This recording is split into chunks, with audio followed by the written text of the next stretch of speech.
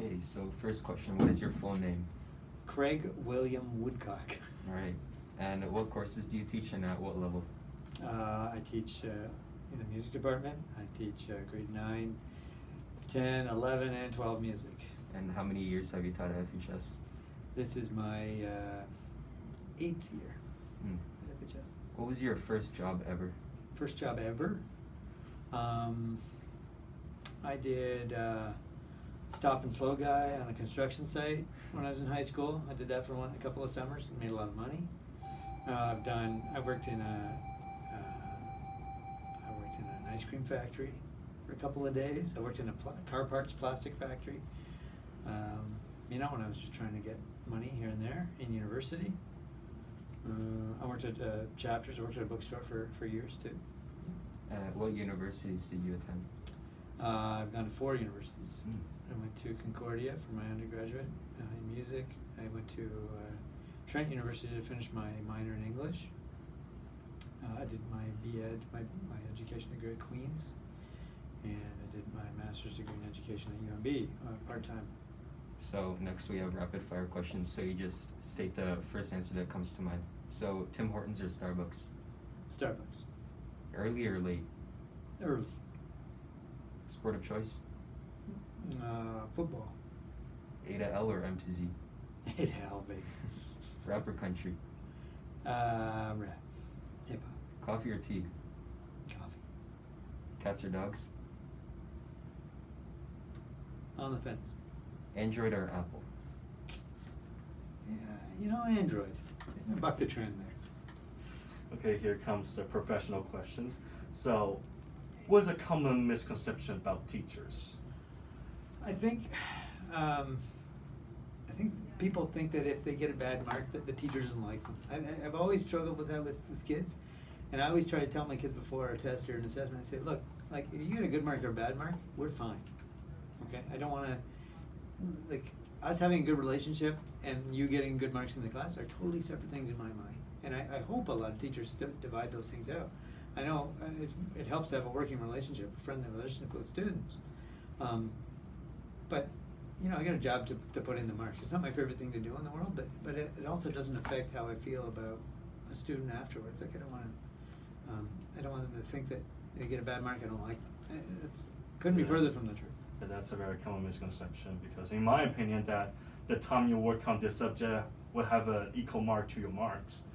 If that's how you worked on that, then that's how it works.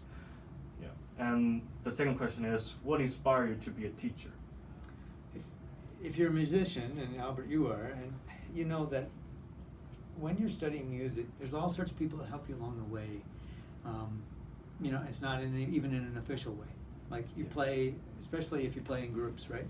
So if you play in groups, there's always someone that's saying, show me this. I remember I played saxophone in grade 9 in a high school band, and a grade 12 student that played lead alto, she showed me some things. She was a little bit rough. She didn't like me at first.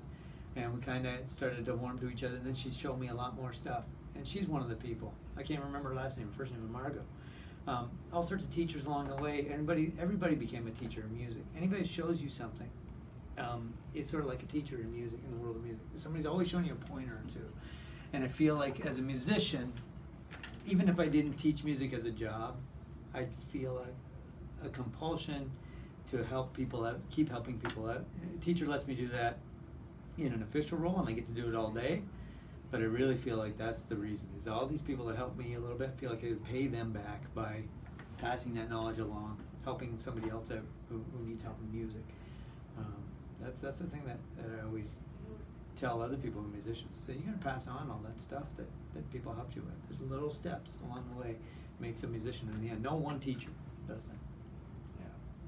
Yeah, that's true because like Ms. Vermeer's helped me, and I can help some other piano players with their pieces, and also like Mr. Probert teaches me math, and I can join the math help group and help somebody who's not doing awesome in their math. That's how it works. Yeah, not even in a formal way. Just you go by a room or somebody studying, and you see, oh, you're studying math. Oh, did you know this? Because this helped me out a lot. I remember that. That could make a big difference for one The person. shared knowledge with 10 everybody. seconds of your time, right? So all those bits go together to make one person a lot better. And here comes the personal questions. So, if you could travel anywhere in the world, where would it be and why?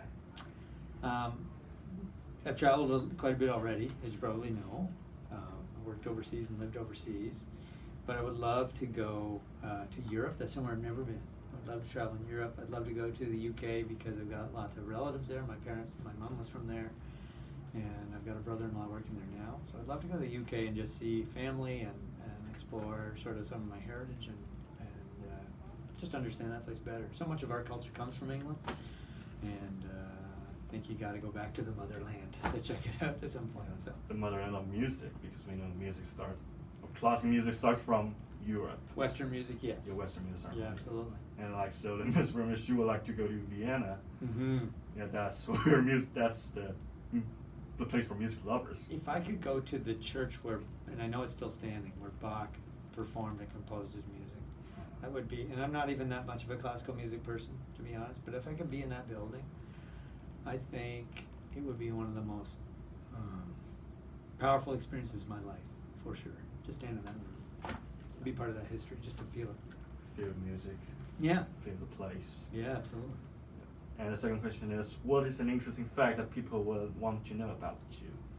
I'm a member of, sorry to break your camera here, forgot to pull this out earlier.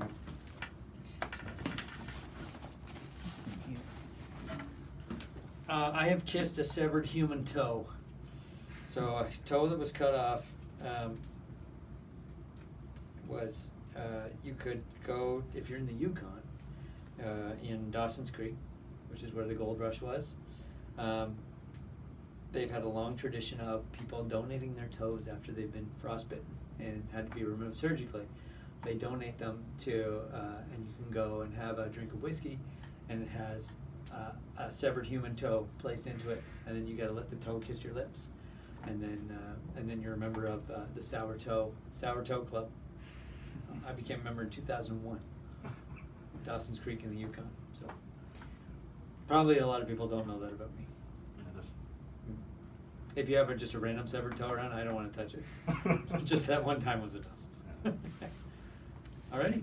I think that's everything. Thank you for your time, Mr. Woodcock. That's a cut, baby.